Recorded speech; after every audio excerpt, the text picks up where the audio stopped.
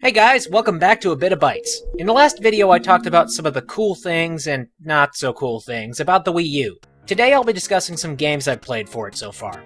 So, let's start off with the game that comes with the deluxe Wii U, Nintendo Land.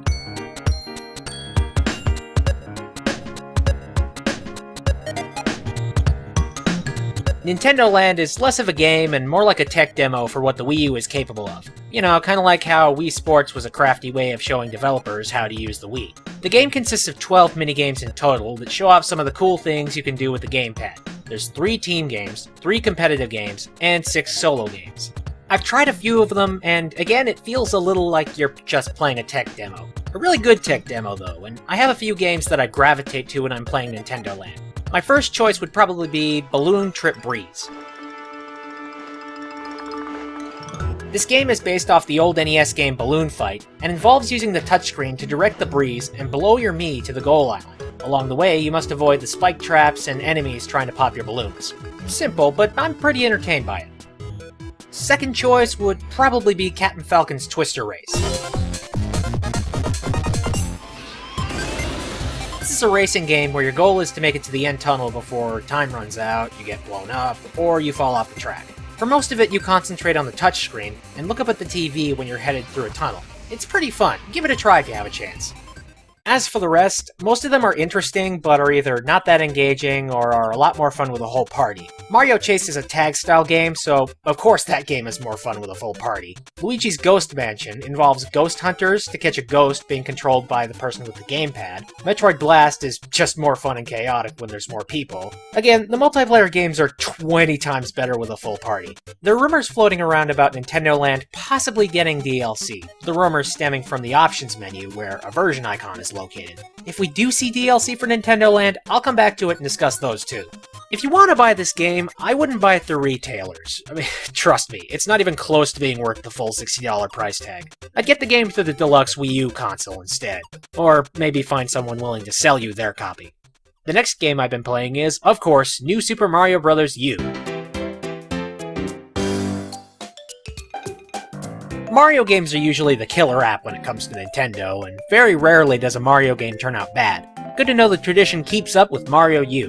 While it plays and looks like the last few New Super Mario games, New Super Mario Bros. U keeps things unique and interesting every single level you play through. The flying squirrel suit, the new power-up in this game, isn't that great, especially when competing with the raccoon and tanuki suits in the earlier games. It does give the player a lot more jumping and gliding power, so if you're shooting for the top of the flagpole, this is the power-up you want. Aside from that, most of the previous power-ups make an appearance in this game.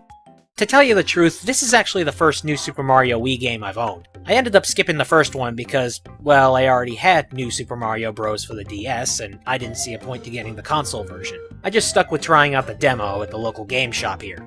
But now I've gotten the chance to give it another shot with this new game, and I've discovered that multiplayer Mario is infuriating! Every couple of seconds you accidentally jump on each other, your friends will take all the good items, and now thanks to Boost Mode, the person with the touchscreen can help players out by spawning blocks for them to jump on.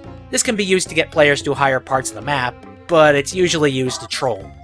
Although, there are a few things I'm taking from this experience. One is that, despite some gripes, New Super Mario Bros. U is still a fantastic game. And the other is that I need to get some new friends. Next game I've dug my teeth into is Mighty Switch Force Hyperdrive Edition.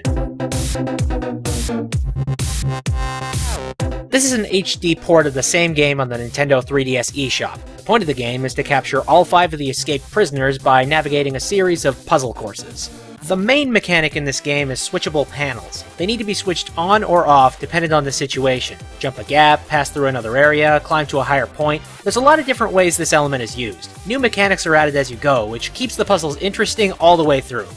The music in this game is amazingly catchy. Almost every song played in this game has gotten stuck in my head at some point.